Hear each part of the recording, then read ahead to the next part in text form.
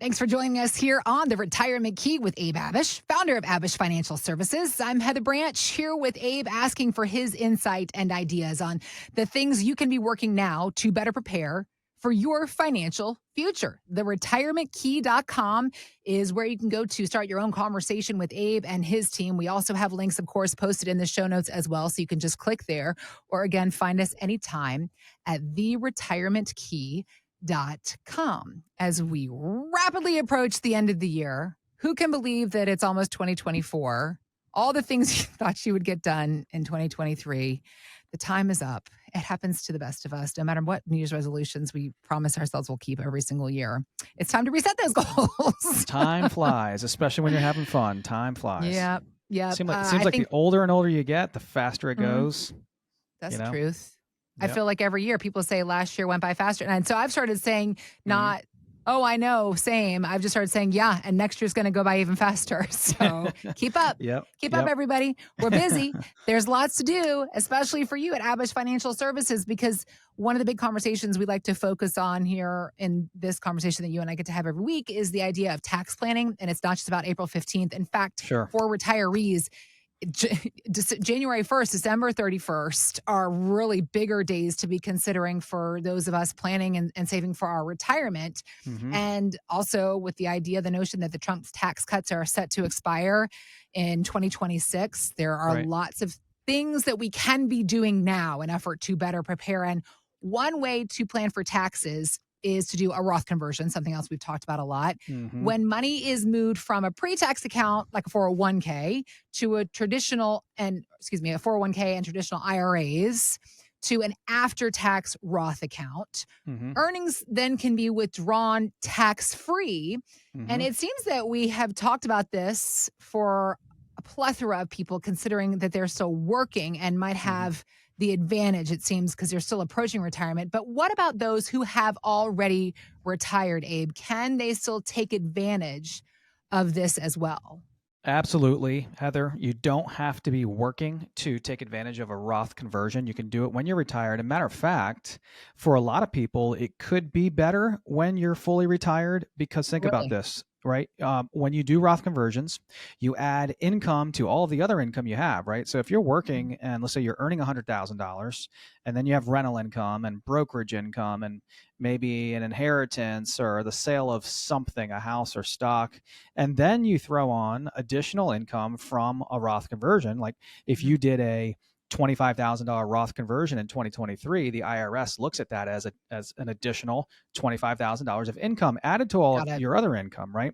So you've got to run the numbers to make sure it's either worth it for you to pursue while you're working or when you're retired, either way. But yes, you don't have to be working and producing an income.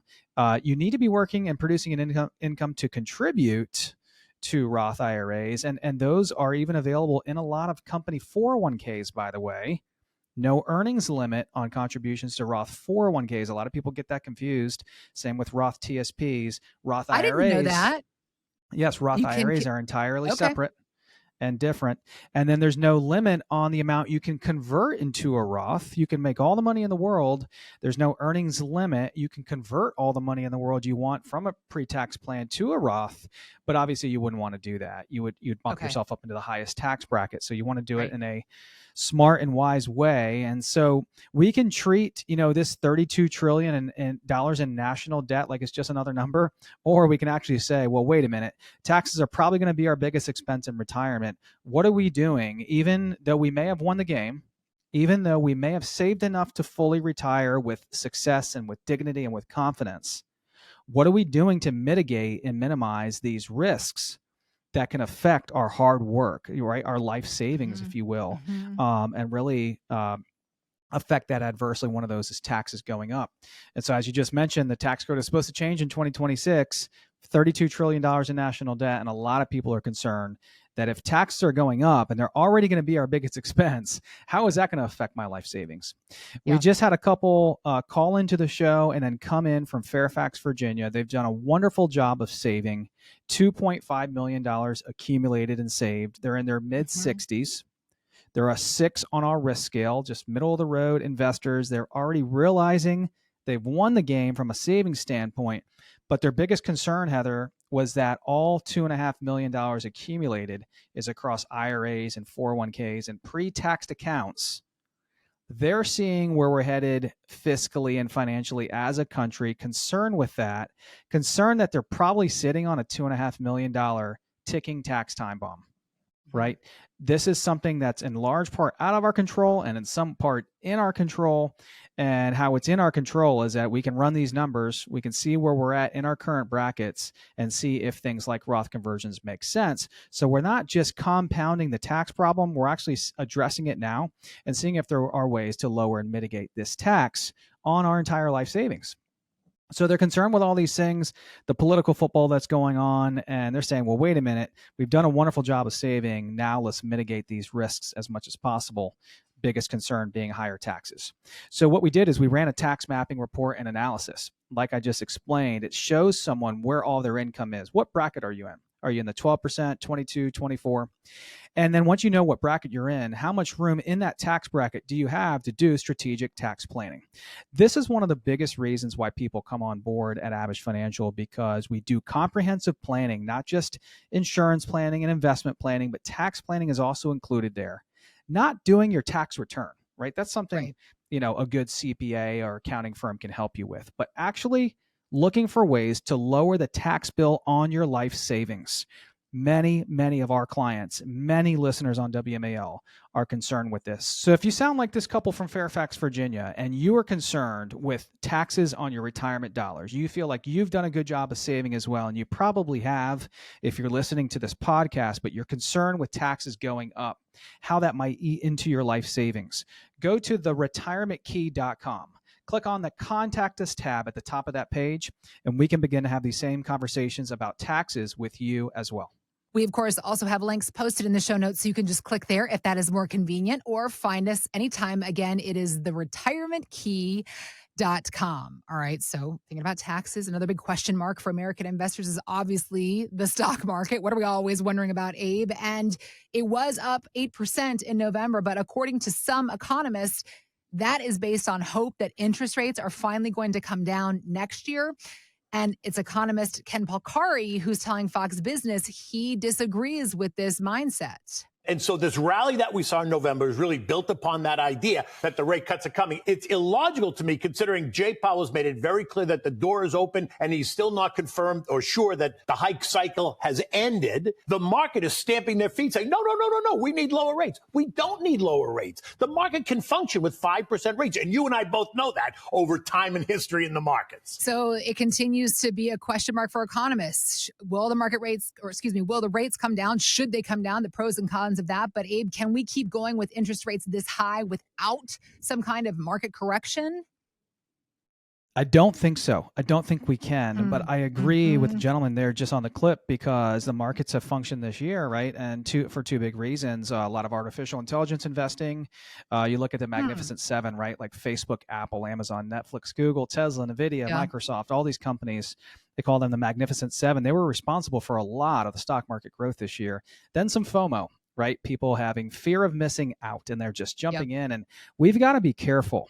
We are approaching all-time stock market highs again, right? People always say buy low and sell high. If you're approaching stock market highs, that's actually the time when we want to be really careful and think about taking some chips off the table. So regardless of what happens with interest rates here in the near future, Heather, heading into 2024, we can always have a plan. We can always take advantage of opportunities. And right now, with interest rates being a lot higher, if you just think back to a couple of years ago, I mean, we couldn't make anything in the bank, 0.5%, 1%. And, one of my best friends works for a huge investment firm, and they had an acronym called TINA. There is no other alternative to stocks, because they believe you couldn't make a dime anywhere except for the stock market. And I would say they were right in 2019, 2020, and 2021. But then last year in 2022, the markets were down almost 20%. And then they're up almost 20% this year. November having a fantastic month. Yeah. But if you look at the S&P 500, and the last time it was around this value we're at today, which is around 45 to 4,600, we have to go all the way back to the fall of 2021. Over 2 years where really we've seen this roller coaster, but that the markets have been flat since that time. We've got to be cautiously optimistic, especially if you're 5 years or less away from full retirement. So We just had a lady call into the show and come in to the office from Arlington, Virginia. She's 69. She's got 1.5 million saved. She's got properties, land, all kinds of stuff. She's recently widowed. She's low on our risk scale, conservative, and she's realizing that with all these changes in life, she has enough money saved. So why take on any extra risk than necessary? She was even saying, Abe, just a few years ago, I was okay being a 7, 8, or 9 because I was still years away from retiring and my husband was alive and we had dual incomes. And now I see we have enough saved. We have enough accumulated. We have enough in assets for me to retire with dignity and confidence and not worry about money in the stock markets as much as I would have if I didn't have enough money saved.